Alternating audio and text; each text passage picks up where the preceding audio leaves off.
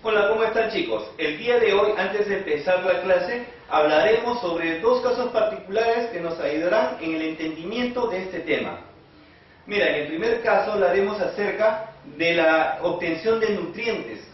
Para obtener los nutrientes nosotros lo primero que tenemos que conseguir son alimentos.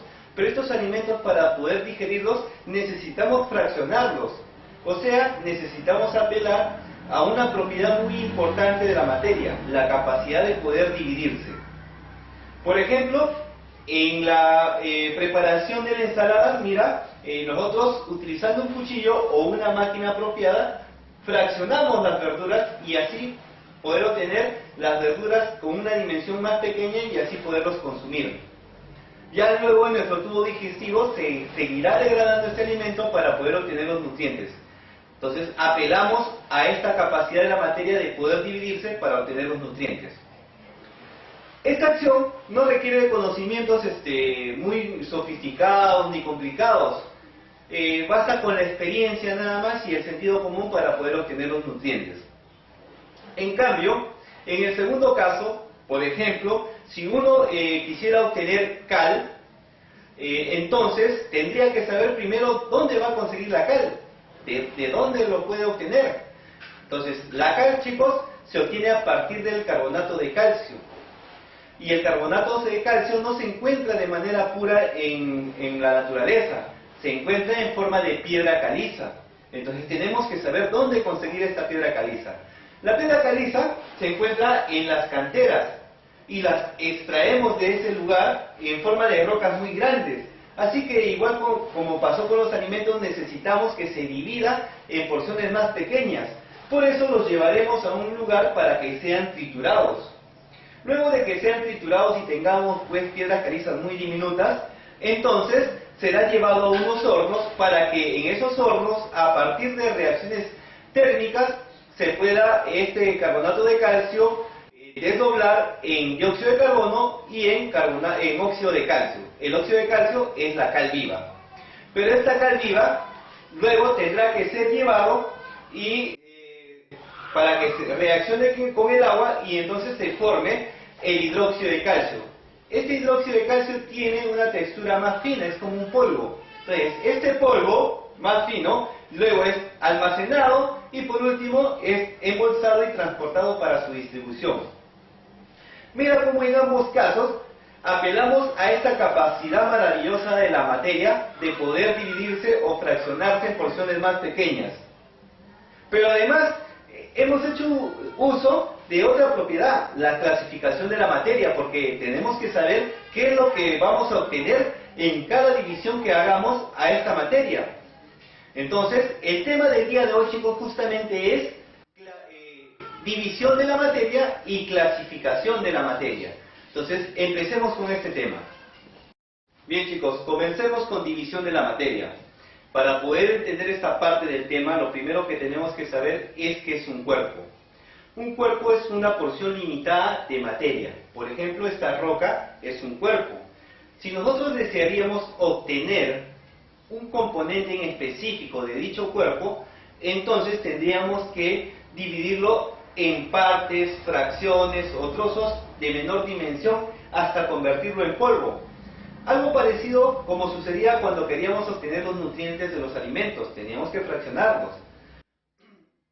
Para poder convertir ese cuerpo en polvo, necesitamos utilizar algunos métodos de división. Esos métodos de división son métodos de tipo mecánico, como por ejemplo la trituración y la pulverización. Este polvo del cuerpo inicial contiene todos los componentes de dicho cuerpo, pero ya dije yo que quería un componente en específico. Entonces, para poder obtener ese componente en específico de ese polvo, voy a tener que utilizar métodos de separación de mezclas, como por ejemplo la decantación, la levigación, la filtración y otros métodos que más adelante vamos a ir conociendo. Entonces, tanto los métodos mecánicos como los métodos de separación de mezclas, todos ellos son procedimientos físicos en los cuales no se va a afectar las propiedades de cada uno de los componentes. Entonces, así voy a obtener uno de los componentes en específico. Pero ¿qué pasaría si ese componente en específico es un compuesto? O sea, una sustancia que está constituida por varios tipos de átomos, o sea, elementos. Y yo quiero obtener, además, un solo tipo de átomo, o sea, un elemento de ese compuesto. Entonces tendría que separarlo en sus constituyentes y así obtener ese elemento, o sea, átomos de un mismo tipo. Entonces ya no podría utilizar métodos o procedimientos de tipo físicos, sino que ahora utilizaría procedimientos de tipo químico, como por ejemplo la electrólisis, la pirrólisis, la fotólisis, la catálisis y otros procedimientos que también luego vamos a ir conociendo.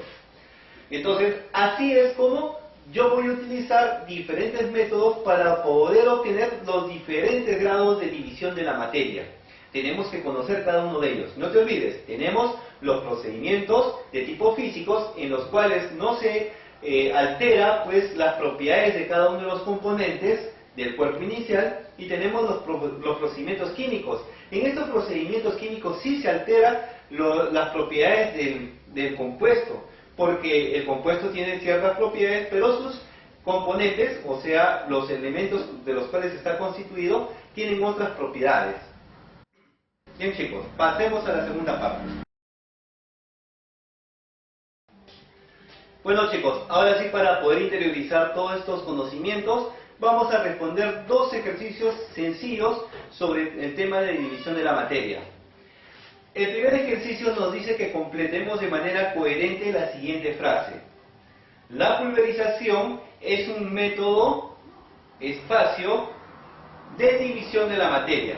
Pues bien, la palabra que completa de manera coherente esta frase sería mecánico, porque la pulverización es un método mecánico de división de la materia. En el ejercicio número 2 me pide que relacione los grados de división con los métodos a utilizar para obtener esos grados de división. Veamos los grados de división. Número 1 en romanos dice separar hidrógeno y oxígeno del agua. Número 2 en romanos, separar oro y ganga. 3 en romanos dice moler un mineral. Ahora veamos los métodos que puedo utilizar. Letra A, métodos de separación de mezclas. Letra B, métodos mecánicos. Y letra C, procedimientos químicos. Bueno, analicemos el número 1 en romanos. El número 1 en romanos dice separar hidrógeno y oxígeno de la molécula del agua. Bueno, como lo que tengo inicialmente es un compuesto y necesito separar los elementos que estaban unidos por enlaces químicos, entonces no puedo usar métodos de tipo físico, sino que tengo que utilizar procedimientos químicos. En este caso, por ejemplo, podría utilizar la electrólisis. Y entonces podré separar el hidrógeno y el oxígeno del agua. Entonces relacionaríamos 1 con C. Entonces en romanos dice separar el oro y la ganga. Pues bien, cuando nosotros tratamos de obtener el oro, no se obtiene el oro puro, sino que se obtiene en una mezcla. Y para poder separar esa mezcla de oro y ganga, entonces necesitaremos justamente métodos de separación de mezclas. Entonces relacionaremos 2 en romanos con A. En el tercer caso tenemos el moler un mineral. Pues el moler un mineral se trata de un procedimiento de tipo físico, en el cual utilizaremos, por ejemplo, la pulverización, o también podemos utilizar la trituración, y esos son métodos mecánicos. Por lo tanto, relacionaré 3 en romanos con B. Muy bien chicos, espero que se haya comprendido esta primera parte para poder pasar ahora sí a la segunda parte. Ahora sí chicos, hemos llegado a la segunda parte donde hablaremos acerca de la clasificación de la materia, ya que hemos visto que al ir dividiendo pues, los cuerpos vamos a ir obteniendo diferentes tipos de sustancias. Entonces tenemos que conocer dicha clasificación de la materia, porque a veces también es necesario conocer esto para saber qué tipo de métodos voy a utilizar para hacer la separación Bueno, en primer lugar, diremos que la materia se presenta ya sea como sustancia pura o como mezclas. Entonces tenemos que saber en primer lugar cuál es la diferencia entre ambas. La manera más sencilla de identificar a una sustancia pura, diferenciarla de una mezcla, es que las sustancias puras solamente presentan un tipo de componente, mientras que las mezclas pueden presentar dos o más tipos de componentes. Primero nos ocuparemos de las sustancias puras.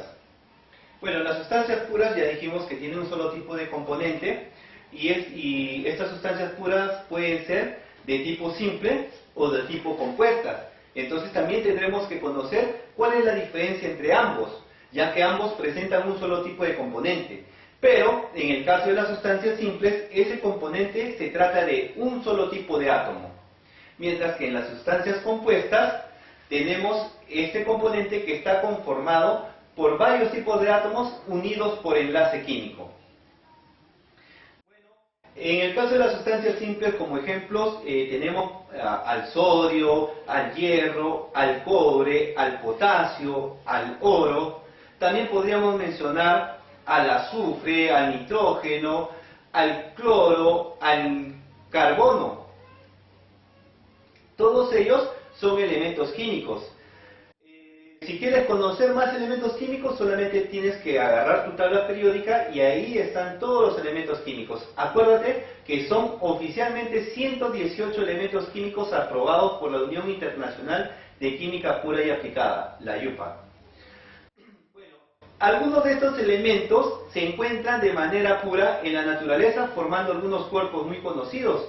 Por ejemplo, el carbono se puede presentar como diamante o también como grafito, aunque tiene algunas formas alotrópicas más, como por ejemplo el grafeno, que hoy en día pues está en investigación porque tiene unas propiedades maravillosas.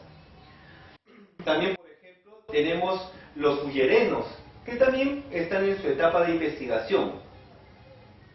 Bueno, para obtener las sustancias compuestas, lo que yo debo hacer es agarrar estas sustancias simples y unirlas mediante enlace, pero al unirlas mediante enlaces, las sustancias iniciales van a perder sus propiedades y van a formar nuevas propiedades. Por ejemplo, puedo agarrar el hidrógeno, puedo agarrar el oxígeno y luego unirlas y formar el agua. Ahí está.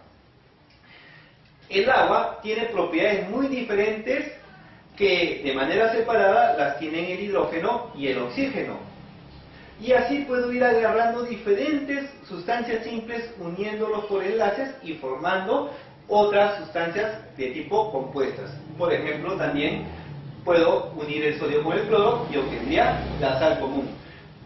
Podría unir el carbono con oxígeno y obtendría el dióxido de carbono, muy importante, pues en la fotosíntesis, ¿no? Nosotros lo eliminamos al respirar, pero las plantas lo utilizan para poder formar la glucosa. También podría unir el calcio con el oxígeno, ¿no? Y acuérdate que eso es la cal viva, eso lo habíamos tenido como ejemplo en la primera parte.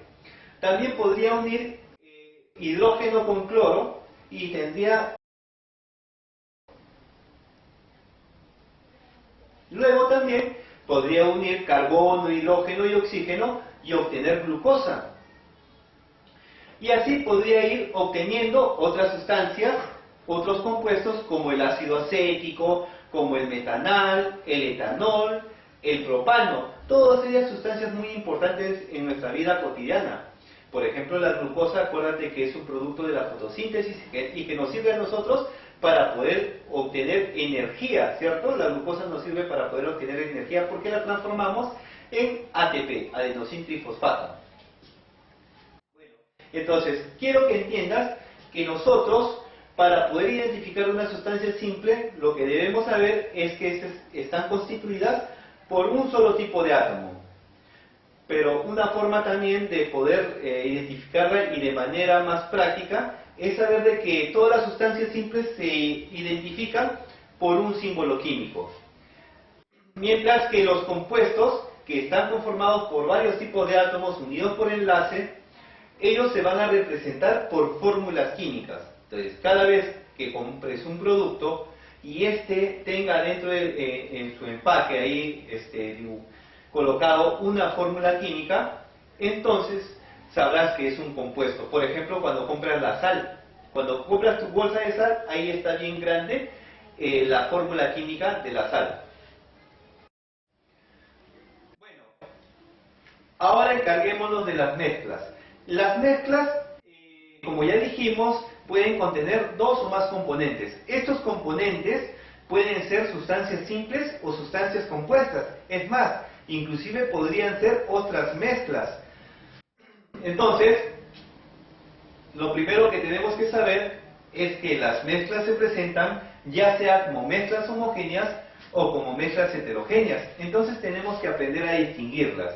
La manera más práctica es sabiendo que las mezclas homogéneas, los componentes no se pueden distinguir, parecen una sola cosa, pareciera que fueran una sola fase. En cambio, en las mezclas heterogéneas, sus componentes sí se pueden distinguir, van a presentar varias fases. Veamos primero las mezclas homogéneas, aquellas en las cuales sus componentes no se pueden distinguir. Entonces, como te dije, van a tener dos o más componentes. Estas pueden ser sustancias simples o sustancias compuestas. Entonces, yo puedo agarrar una sustancia compuesta, como por ejemplo el agua, y reunirla, mezclarla con la sal y obtener, pues, salmuera. También puedo agarrar agua, ya que es un disolvente universal, y disolver en ella, mezclarla con el azúcar, y entonces obtener almíbar. También podría yo utilizar el cloruro de hidrógeno, que está en forma de gas, disolverlo en agua y obtener ácido muriático. O también podría utilizar el agua para mezclarla con ácido acético y obtener, pues, el vinagre, ¿no?, muy utilizado en la cocina. Y así podría ir reuniendo diferentes tipos de sustancias simples y compuestas, como por ejemplo para obtener el gas doméstico. En el gas doméstico, ¿qué voy a utilizar? Mira, metano, el propano, también puede haber butano y otros alcanos de bajo peso molecular, y obtener el gas doméstico. Pero además podría, ya que este gas doméstico no tiene un olor, y si hubiera una fuga de gas no podría identificar esta fuga, entonces tendría que agregarle una sustancia que le proveyera de olor y así poder identificar la fuga. Y por lo general se utiliza el mercaptano, el cual pues le da el olor característico al gas doméstico. También podría mezclar, por ejemplo, sustancias simples como el hierro y el carbono y así obtener el acero, muy utilizado en la construcción. También podría mezclar el cobre y el estaño y así obtener el bronce, ¿no?, que muchas veces lo tenemos pues en las monedas. También podría hacer la mezcla de cobre y zinc y así obtener el latón.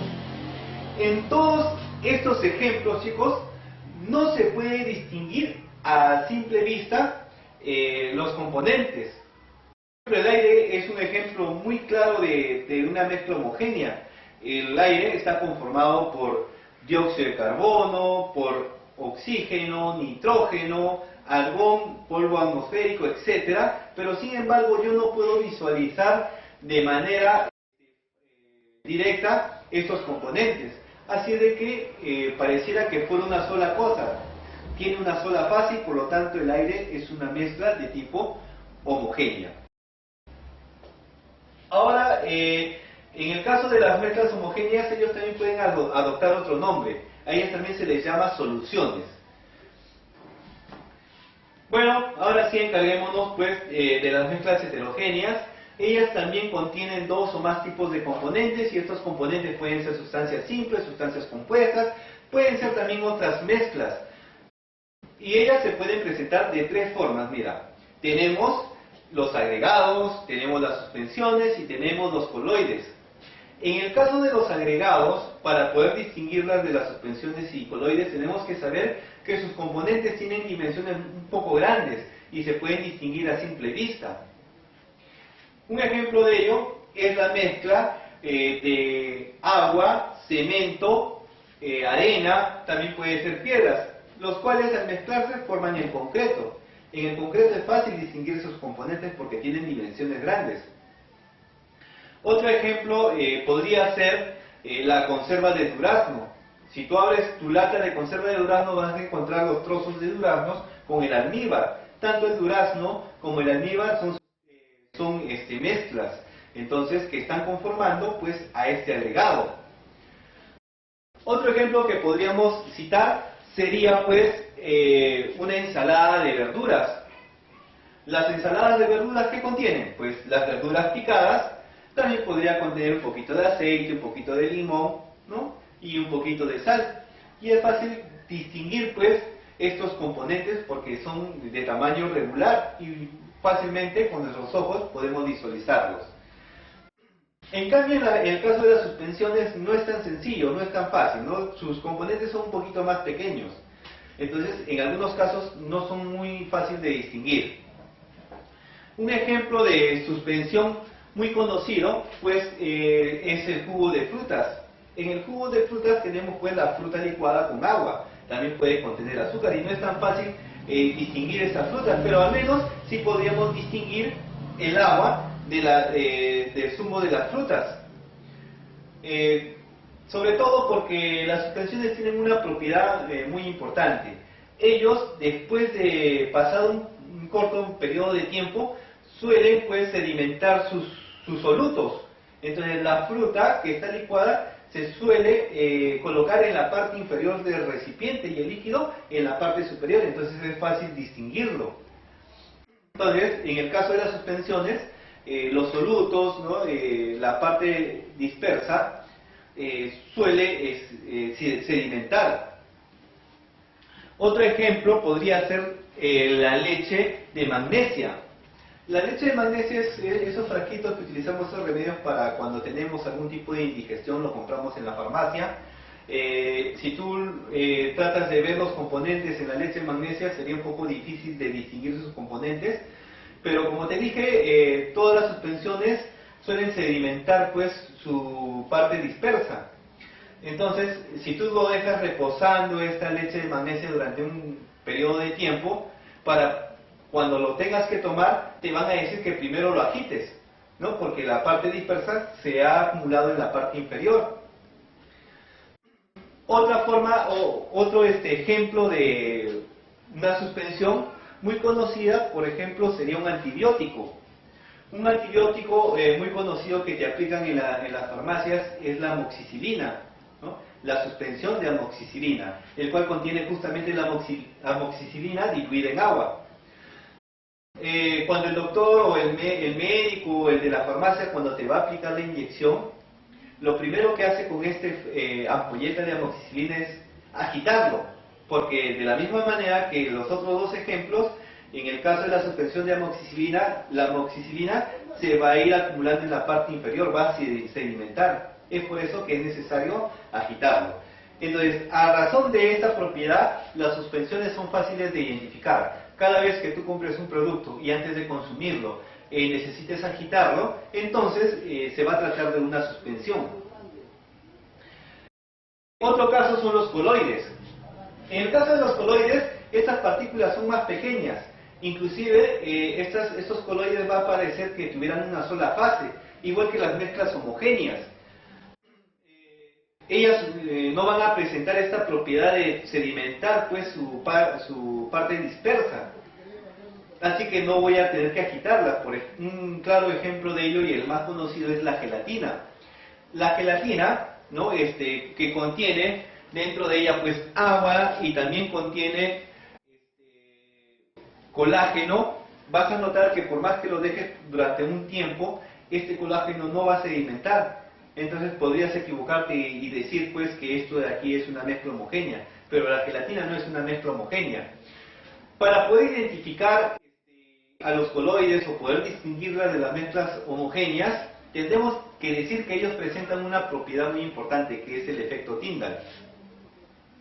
Si tú agarras un coloide y lo expones a un rayo de luz, Entonces, este rayo de luz, al cruzar por este coloide, se va a poder distinguir el camino por donde pasa este rayo de luz. En cambio, en una mezcla homogénea, o sea, en una solución, no se puede distinguir, el rayo de luz pasa sin poder visualizar por dónde está pasando ese rayo de luz.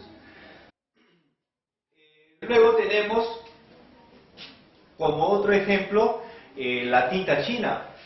La tinta china que está conformado o tiene como componentes el carbón vegetal, ¿no? Pulverizado, y además resina, ya sea vegetal o animal, tampoco sedimenta. Un tercer ejemplo sería, por ejemplo, la mayonesa, ¿no? ¿Quién no ha consumido mayonesa? El caso de mayonesa contiene huevo, tiene aceite, también unas gotitas de limón, ¿no? Generalmente lo hacen de esa manera. Entonces, cuando tú preparas la mayonesa, esta mayonesa no sedimenta. Por ejemplo, si tú compras tu sobre de mayonesa y lo tienes por un par de días en la refrigeradora, y al momento de usarla, no necesitas agitarla para poder usarla, porque no sedimenta, es un coloide. Acuérdate, los coloides no sedimentan su fase dispersa. Entonces, así identificamos un coloide. Primero, que no sedimenta, y además que los coloides presentan pues esta propiedad o efecto Tyndall. Bueno, ahora sí, para poder interiorizar nuevamente todos estos conocimientos de los cuales hemos hablado en esta segunda parte, vamos a responder dos ejercicios simples que nos ayudarán pues en este efecto, ¿no? De poder interiorizar los conocimientos. Bueno chicos, ahora sí, para poder interiorizar los conocimientos de los cuales hemos tratado en esta segunda parte, responderemos dos ejercicios acerca de clasificación de la materia. El primer ejercicio me pide que complete de manera coherente la siguiente frase. Las mezclas espacio son aquellas en las cuales sus componentes no se pueden distinguir.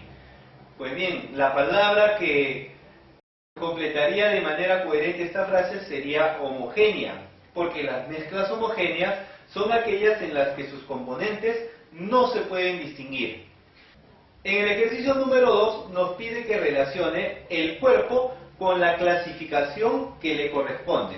Veamos los cuerpos que debemos relacionar. Número 1 en romanos dice anillo de oro de 24 quilates. Número 2 en romanos dice ensalada de frutas. Número 3 en romanos dice ácido sulfúrico. Ahora veamos las clasificaciones con las cuales las vamos a relacionar. Letra A dice sustancia compuesta, letra B dice mezcla heterogénea, letra C sustancia simple. Bueno, analicemos el número 1 en romanos. Dice anillo de oro de 24 quilates. Pues bien, el anillo de oro de 24 quilates solamente contiene átomos de oro, por lo tanto es una sustancia pura. Y al estar constituida solamente por átomos de un mismo tipo, sería una sustancia pura de tipo simple. Entonces relacionamos 1 en romanos con letra C. Número 2 en romanos. Ensalada de frutas. En la ensalada de frutas yo puedo observar los componentes y cada componente conserva sus propiedades. Entonces es una mezcla, y es una mezcla de tipo heterogénea. Entonces relacionamos 2 con letra B. Y el número 3 en romanos encontramos el ácido sulfúrico, el cual está representado por una fórmula H2SO4. Entonces, al estar representado por una fórmula, se trataría de una sustancia compuesta.